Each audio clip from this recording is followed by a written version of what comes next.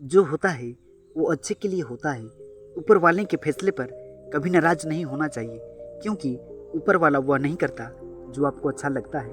ऊपर वाला वह करता है जो आपके लिए अच्छा होता है। हाँ, यह विचारधारा कई धार्मिक और आध्यात्मिक परंपराओं में पाई जाती है। इसे इस रूप में समझा जा सकता है कि जो कुछ भी होता है उसका एक उच्चतर उद्देश्य होता है और भगवान की योजनाएं हमारे भले के लिए होती है, भले ही हम उन्हें उस समय समझ न पाएं। यह विश्वास इंसान को कठिनाइयों और चुनौतियों का सामना करने में सबल देता है और आशा बनाए रखने में मदद करता है। हर समय हर पल अपने लिए सपने देखते हैं और सोचते हैं कि यह सपना सच हो जाए तो हमें बहुत खुशी होगी।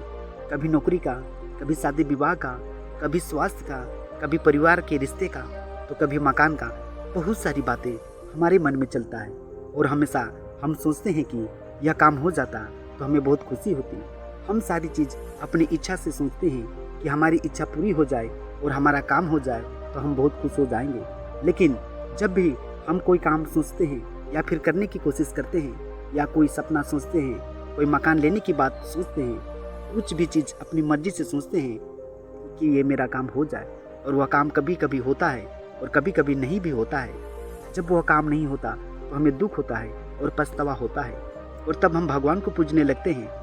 और जब वह काम हो जाता है तो हमें बहुत खुशी होती है।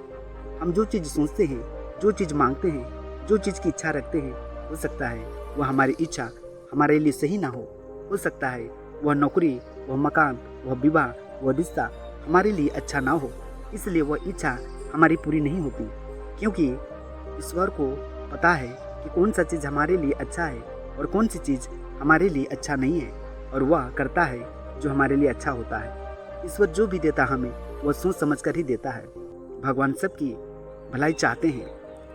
यह विचारधारा अनेक धर्मों, मान्यताओं और आध्यात्मिक परंपराओं में गहराई से निहित है। चाहे वह हिंदू धर्म हो, बौद्ध धर्म, ईसाई धर्म, इस्लाम, सिख धर्म या फिर कोई अन्य धर्म, सभी में यह विश्वास होता है कि भगवान परमेश्वर या किसी उच्चतर शक्ति का उद्देश्य समस्त प्राणियों की भलाई करना है। हिंदू धर्म में भगवान को सर्वशक्तिमान और सर्वव्यापी माना जाता है। भगवत गीता में भगवान कृष्ण अर्जुन को समझाते हैं कि वे समस्त प्राणियों के सखा और हितैषी हैं। सर्वभूते हिते रता के सिद्धांत के माध्यम से वे यह संदेश देते हैं कि उनके सभी कर्म मानवता की भलाई के लिए होते हैं। भगवान विष्णु के अवतारों का उद्देश्य भी संसार की रक्षा और धर्म की स्थापना करना रहा है। बौद्ध धर्म में भगवान का कोई व्यक्तिगत स्वरूप नहीं होता, लेकिन तथागत बुद्ध ने करुणा और मैत्री के महत्व पर जोर दिया। उन्होंने यह सिखाया कि सभी प्राणियों के प्रति करुणा और भलाई का भाव रखना चाहिए। यह विचारधारा बताती है कि सभी प्राणियों की भलाई और कल्याण ही जीवन का एकमात्र उद्देश्य होना चाहिए। ईसाई धर्म में भगवान को प्रेम का स्रोत माना जाता है। बाइबल में यीशु मसीह ने कहा, ईश्वर प्रेम है। उनका जीवन और शिक्षाएं यह दर्शाती है कि भगवान ने मानवता की भलाई के लिए ही उन्हें धरती पर भेजा। ईसा मसीह के बलिदान को मानवता के उद्धार और भलाई के रूप में देखा जाता है। इस्लाम में अल्लाह को रहमतों का स्रोत माना गया है। कुरान में यह बताया गया है कि अल्लाह ने हर चीज़ को एक उद्देश्य के साथ बनाया है और वह समस्त प्राणियों के प्रति दयालु और रहमतों वाला है। रहमान और रहीम के रूप में अल्लाह की विशेषताएं उसकी करुणा और भलाई की भावना को दर्शाती है। भगवान की भलाई की विचारधारा केवल धार्मिक सीमाओं तक ही सीमित नहीं है, बल्कि यह मानवता और समाज के नैतिक मूल्यों में भी परिलक्षित होती है। विभिन्न दार्शनिक और नैतिक शिक्षाओं में यह पाया जाता है कि जीवन का सर्वोच्च उद्देश्य दूसरों की भलाई करना और समाज में सकारात्मक परिवर्तन लाना है। करुणा और परोपकार के सिद्धांत भगवान की भलाई की अवधारणा का एक केंद्र बिंदु है। भगवान द्वारा दी गई प्रेरणा हमें यह सिखाती है कि हमें दूसरों की सहायता अवश्य करनी चाहिए, दुखी और पीड़ित प्राणियों के प्रति संवेदनशील होना चाहिए और समाज में भलाई के कार्य करने चाहिए। महात्मा गांधी का अहिंसा और सत्याग्रह का सिद्धांत भी इसी दिशा में प्रेरित करता है। इस मानव आत्मा को उच्चतर स्तर पर ले जाना है, जहां इंसान अपने और दूसरों के प्रति भलाई और करुणा के भाव से ओतप्रोत होता है। भगवान की भलाई की अवधारणा आत्मा की शुद्धि और विकास में सहायक होती है, जिससे व्यक्ति अपने जीवन में संतोष और शांति प्राप्त करता है। योग और ध्यान के माध्यम से व्यक्ति अपने भीतर की शांति और ईश्वर की करुणा को अनुभव कर सकता है। यह विश्वास व्यक्ति को अपने अहंकार से मुक्त करता है और उससे दूसरों की भलाई के लिए प्रेरित करता है। विज्ञान भी अपने तरीके से समाज की भलाई के लिए कार्य करता है। चिकित्सा विज्ञान, प्रौद्योगिकी और अनुसंधान के क्षेत्र में किए गए कार्यों का उद्देश्य मानव जीवन को बेहतर बनाना और समाज की समस्याओं का समाधान करना है। यह भगवान की भलाई की अवधारणा के साथ ही जुड़ा है, क्योंकि यह भी मानवता की सेवा और कल्याण की दिशा में अग्रसर है। भगवान सबकी भलाई चाहते हैं और करते भी हैं। यह विश्वास अलग अलग धर्मों, दार्शनिक और आध्यात्मिक परंपराओं में गहराई से निहित होती है।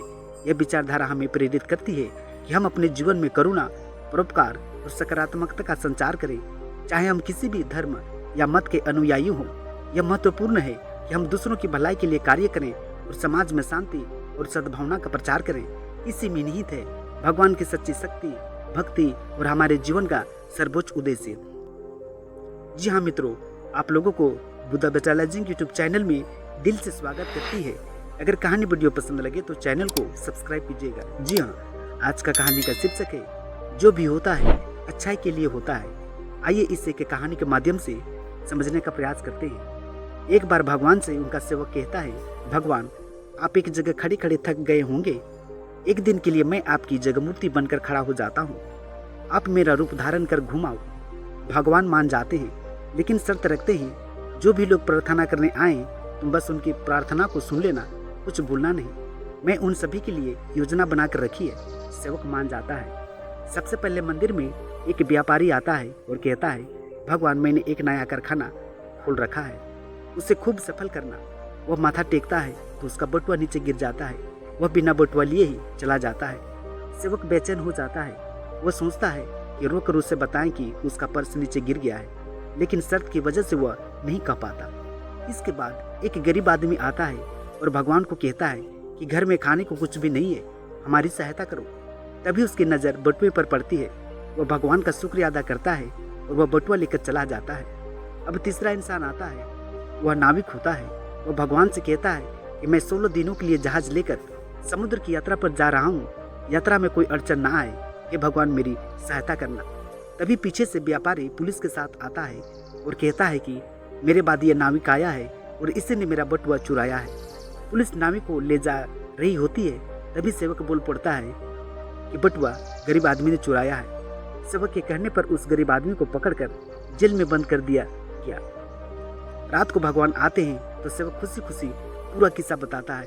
भगवान कहते हैं, तुमने किसी का काम बनाया नहीं बल्कि बिगाड़ा है। वह व्यापारी गलत धंधे करता है। अगर उसका बटुआ गिर भी गया तो उससे फर्क नहीं पड़ता। इससे उसके पाप ही कम होते, क्योंकि वह बटुआ गरीब इंसान को मिला था। बटुए के मिलने पर उसके बच्चे भूखे नहीं मरते।